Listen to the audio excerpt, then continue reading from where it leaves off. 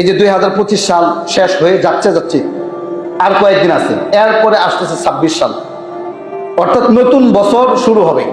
নতুন বছর উপলক্ষে আমাদের দেশের মধ্যে একটা কালচারাল ঢুকিয়ে দিয়েছে বিজাতীয়রা, সেটা হচ্ছে কি হ্যাপি নিউ ইয়ার।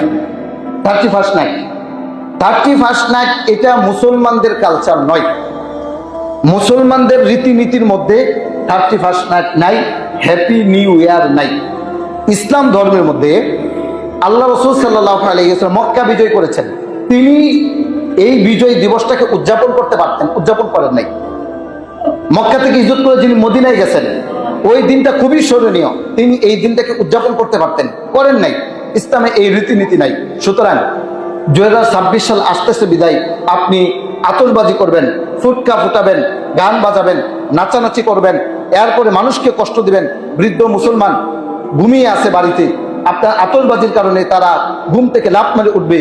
মাসুম বাচ্চা, শিশু, দুধের শিশু আতশবাজির কারণে লাফ মেরে উঠবে। এটা ইসলাম সাপোর্ট করে না, এটা হারাম, এটা বিজাতীয় কালচার।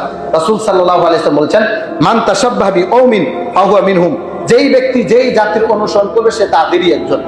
আপনি যদি ইহুদি খ্রিস্টানদের রীতিনীতি অনুসরণ করেন, রাসূল আপনাকে বলেছেন আপনি ইহুদি।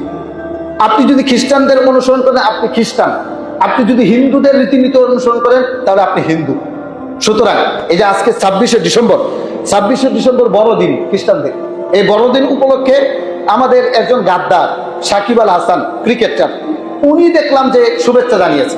আস্তাগফিরুল্লাহ আযীম, এটা কিভাবে সম্ভব হতে পারে? তাকে অনেকে অনুসরণ করে, তার জার্সি গায়ে লাগায়, সাকিবের জার্সি গায়ে লাগায়, তার খেলার জন্য মানুষ অনেক পাগল, ওই খেলা দেখে। অথচ এই সাকিব বিয়া খ্রিস্টানদের বড়দিন উপলক্ষে শুভেচ্ছা জানিয়েছে, অথচ সে ইসলাম ধর্মের অনুসারী মুসলমান। এটা কিভাবে সম্ভব হতে পারে? এই জন্য প্রিয় ভাইরা আমার, আমরা ইসলাম ধর্ম মানি, আমাদের ধর্মের নাম ইসলাম, ধর্মের নাম ইসলাম। ইসলাম কে নাজিল করেছেন? আল্লাহ তাআলা। যা কিছু আল্লাহ নাজিল করেছেন, যা কিছু রসুল আমাদেরকে জানিয়ে গেছেন, তাই মান্য করতে হবে। এর বাহিরে যত কিছুই সুন্দর হোক না কেন, সেটা সমাজ থেকে হতে পারে, রাষ্ট্র থেকে হতে পারে, যদি জোরপূর্বক না হয়। আবার বলি, সমাজ থেকে হতে পারে, রাষ্ট্র থেকে হতে পারে, যদি সেটা জোরপূর্বক না হয়। যদি জোরপূর্বক হয়, সেটার মাসআলা ভিন্ন। যদি আপনাকে প্রশাসন বাধ্য করে যে এই কাজটা করতে হবে, সেটা হলো ভিন্ন বিষয়। এছাড়া যা কিছু আছে আপনাদেরকে এগুলো বর্জন করতে হবে। এটা মুমিনদের বৈশিষ্ট্য, মুমিনদের সিফত। এই যে happy new year, 31st night, এটা আমাদের কালচার নয়। এই কালচারে ফেসবুকে পোস্ট দেওয়া, স্ট্যাটাস দেওয়া, হ্যাপি নিউ ইয়ার, 2026 সালে স্বাগতম, এইগুলো পোস্ট দিবেন না। এইগুলো পোস্ট দিলে মানুষের ঈমান থাকে না। তো এই সমস্ত কার্যকলাপগুলো আমাদেরকে বর্জন করতে হবে। আমরা যেন বিজাতীয় কালচারগুলো বর্জন করি, নবীজির দেখানো পথ সুন্নাহ মোতাবেক যেন আমরা জীবনযাপন পরিচালনা করি।